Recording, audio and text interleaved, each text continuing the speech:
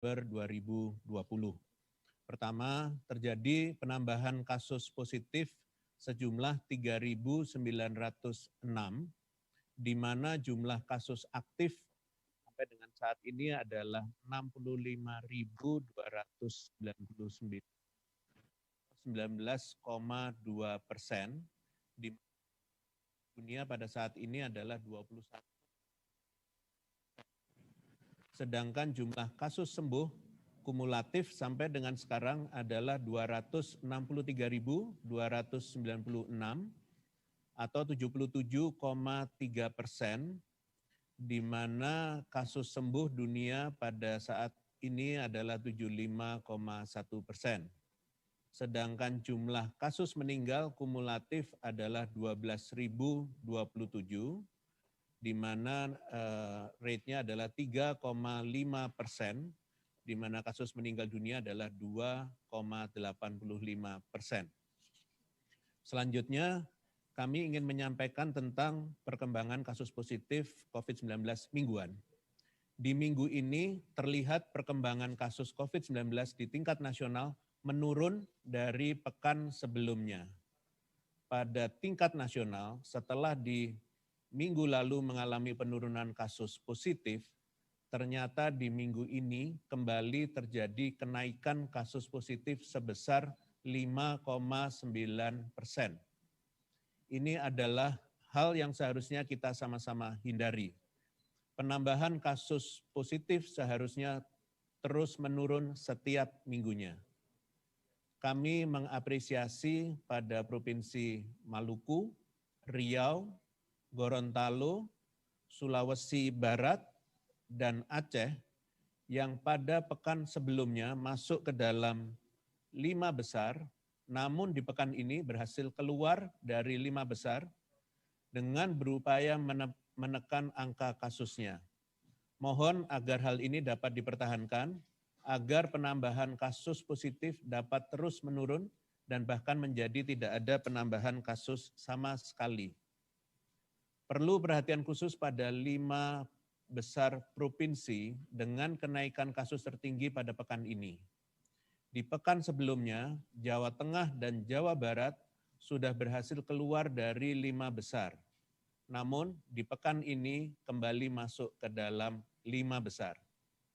5 besar provinsi dengan kenaikan kasus tertinggi pekan ini diisi oleh Jawa Tengah, naik sebesar 499, Jawa Barat naik sebesar 383, Papua Barat naik sebesar 314, Sulawesi Selatan naik sebesar 277, dan Sulawesi Tenggara naik sebesar 204.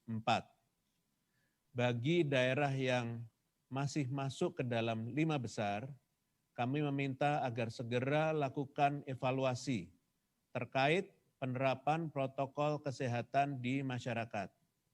Jangan berlomba-lomba masuk ke 5 besar kasus positif karena ini bukanlah prestasi. Selanjutnya, perkembangan kasus kematian COVID-19 mingguan. Meskipun penambahan kasus positif mingguan meningkat, namun jumlah kematian pada pekan ini terus menurun dan mengalami penurunan lebih besar dari pekan sebelumnya.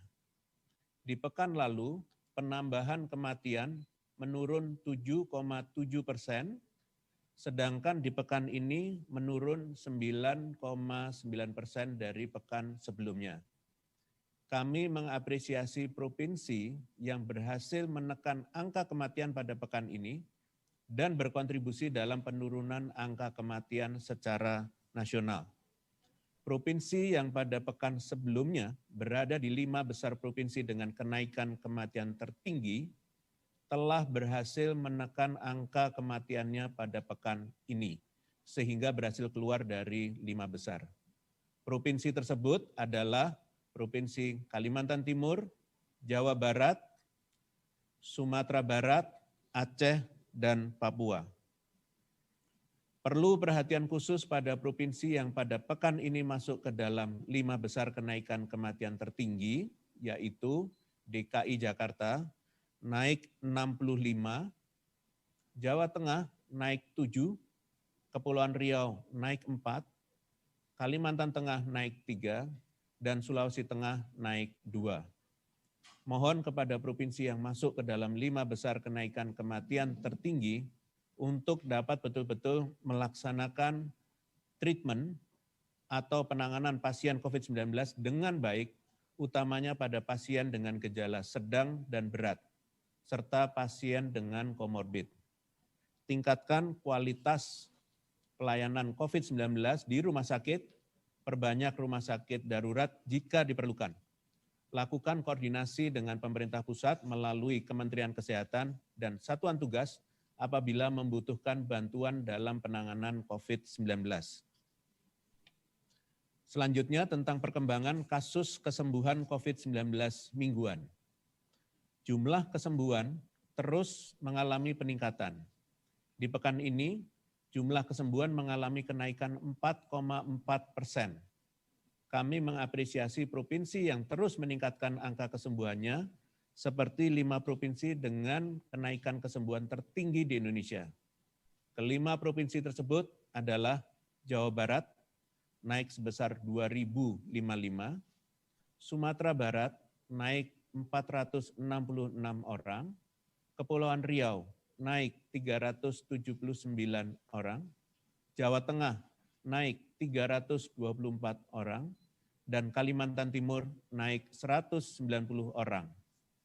Sementara itu, persentase kesembuhan tertinggi di tingkat nasional adalah Maluku Utara sebesar 89,23%, kemudian Gorontalo sebesar 88,63%, Kalimantan Utara sebesar 88,06%, Kalimantan Selatan sebesar 87,12%, dan Jawa Timur sebesar 86,18%. Dimohon kepada 10 provinsi ini agar terus mempertahankan dan meningkatkan angka kesembuhan, dan kepada provinsi lainnya, mari berlomba-lombalah untuk mencapai angka kesembuhan yang tertinggi, sehingga dapat meningkatkan angka kesembuhan secara nasional.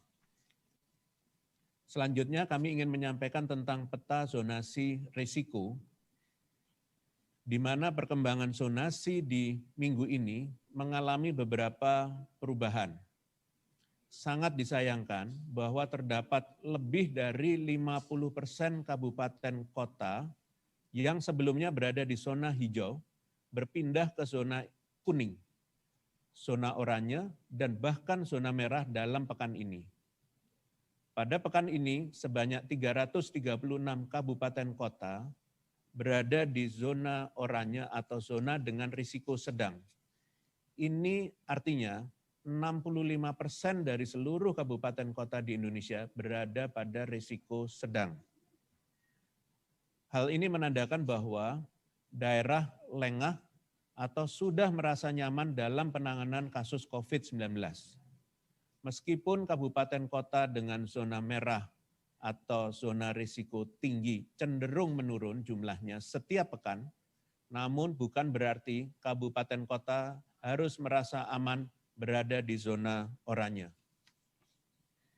Kami mengingatkan kembali bahwa dalam menilai tingkat risiko penularan COVID-19 di sebuah wilayah, digunakan 3 indikator yang mempengaruhi tingkat penularan, yaitu epidemiologi, surveillance kesehatan masyarakat, dan pelayanan kesehatan. Dari masing-masing indikator tersebut ditentukan skor dan pembobotan yang menggambarkan risiko di wilayah tersebut. Untuk itu, zona oranye atau zona risiko sedang, skornya dimulai dari 1,81 sampai 2,4. Semakin mendekati 1,81, itu artinya kabupaten kota tersebut semakin dekat dengan berubah menjadi zona merah pada pekan berikutnya. Sebaliknya, semakin mendekati 2,4, maka kabupaten kota tersebut semakin dekat untuk berubah menjadi zona kuning pada pekan berikutnya. Kami akan menyampaikan tentang 94 kabupaten kota dengan zona oranye. tanpa perubahan selama 6 minggu berturut-turut. Karena setiap pekannya kabupaten kota di zona oranye selalu bertambah jumlahnya, maka perhatian kami berikan lebih pada kabupaten kota dengan zona oranye dan tanpa perubahan 6 minggu berturut-turut ini. Terdapat 94 kabupaten kota, dan dari 94 kabupaten kota ini, terdapat beberapa provinsi yang memiliki kabupaten kota yang cukup banyak masuk ke dalam kategori ini, yaitu Sumatera Utara ada 12 kabupaten kota, dan ada Jawa Tengah dengan 11 kabupaten kota, Jawa Timur dengan 11 kabupaten kota. Selain itu, terdapat 12 kabupaten kota dengan skor yang sebentar lagi dapat berpindah menjadi zona kuning, yaitu Rejang Lebong, Kota Madiun, Lamongan, Kota Yogyakarta, Gunung Mas di Kalimantan Tengah, Donggala di Sulawesi Tengah, Buton Selatan dan Konawe Selatan di Sulawesi Tenggara, Lombok Barat di Nusa Tenggara Barat, Kota Ternate di Maluku Utara, dan Meibrat di Papua Barat. Sedangkan terdapat 3 kabupaten kota dengan skor yang sebentar lagi berpotensi berpindah menjadi zona merah. Mohon agar diperhatikan kota-kota ini supaya tidak berpindah menjadi zona merah. Yang pertama adalah Kota Langsa di Aceh, yang kedua adalah Kota Pasaman Barat di Sumatera Barat, dan Karanganyar di Jawa Tengah. Kami mohon kepada seluruh kabupaten kota ini bahwa jangan berpuas diri hanya karena wilayahnya tidak berada di zona merah. Zona oranye tetap berbahaya dan berisiko untuk terjadi penularan. Apabila terus dibiarkan tanpa penanganan yang signifikan, maka wilayah ini berpotensi untuk berpindah menjadi zona merah. Jangan terlena dan jangan lengah, target penanganan COVID-19 ini adalah seluruh wilayah dapat berubah menjadi zona hijau. Artinya, tidak ada kasus baru di wilayah tersebut selama 4 minggu berturut-turut dan angka kesembuhannya mencapai 100%. Hal tersebut bukanlah tidak mungkin untuk dicapai. Kerjasama yang baik antara pemerintah daerah dengan seluruh lapisan masyarakatnya adalah kunci dalam penanganan COVID-19 di tingkat provinsi dan kabupaten kota. Pemerintah daerah harus tetap berupaya agar meningkatkan testing, tracing, dan treatment.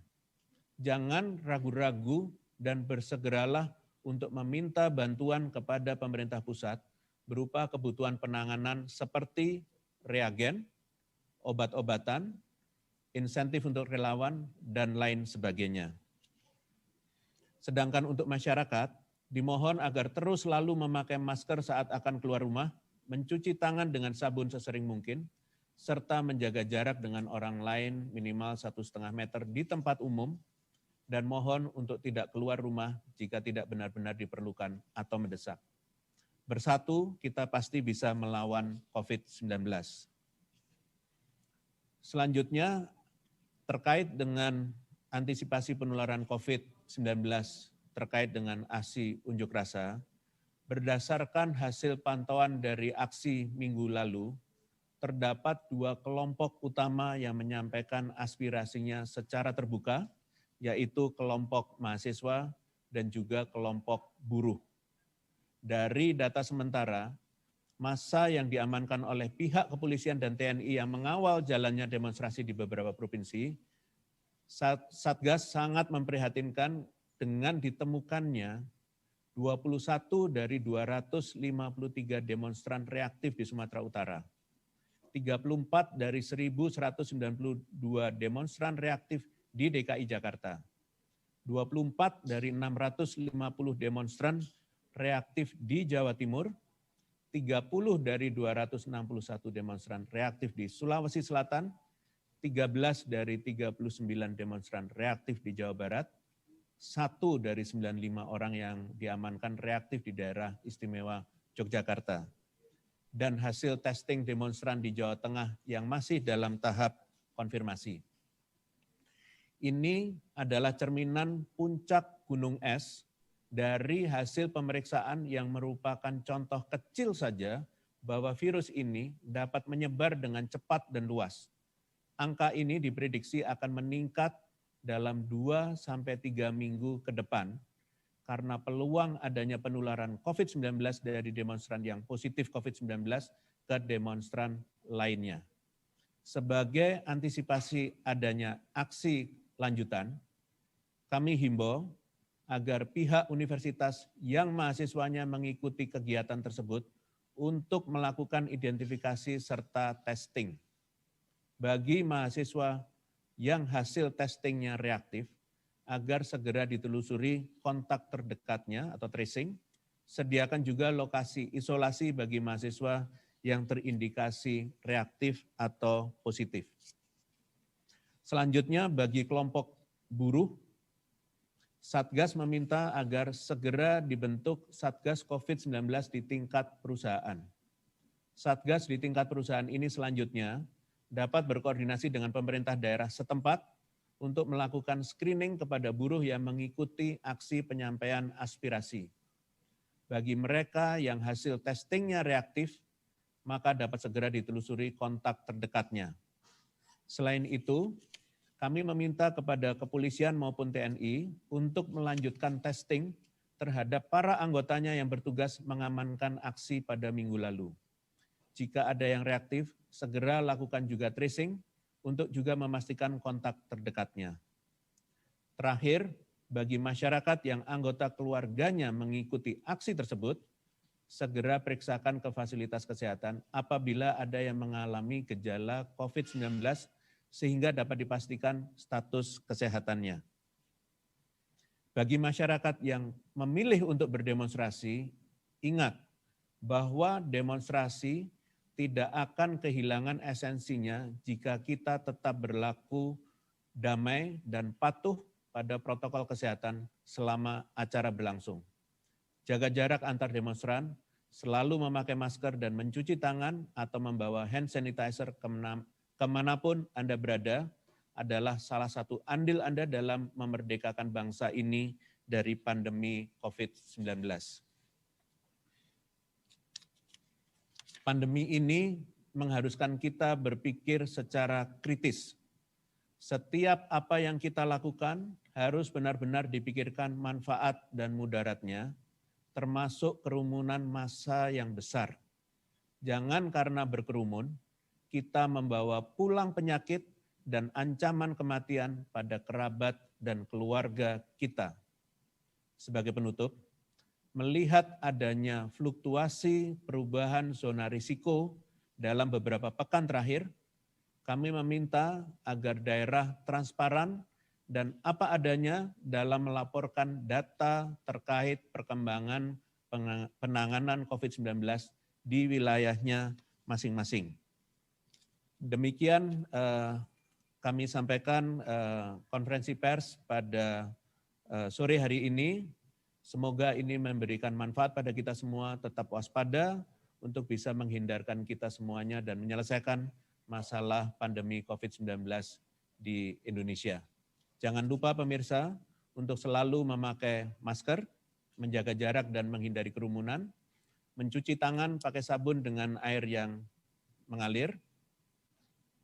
Ingat pesan Ketua Satgas Penanganan COVID-19, Bapak Doni Monardo, apa yang kita lakukan agar disiplin dan patuh memakai masker, menjaga jarak dan menghindari kerumunan, serta mencuci tangan, belum sebanding dengan beratnya perjuangan dokter dan tenaga kesehatan yang merawat pasien di rumah sakit.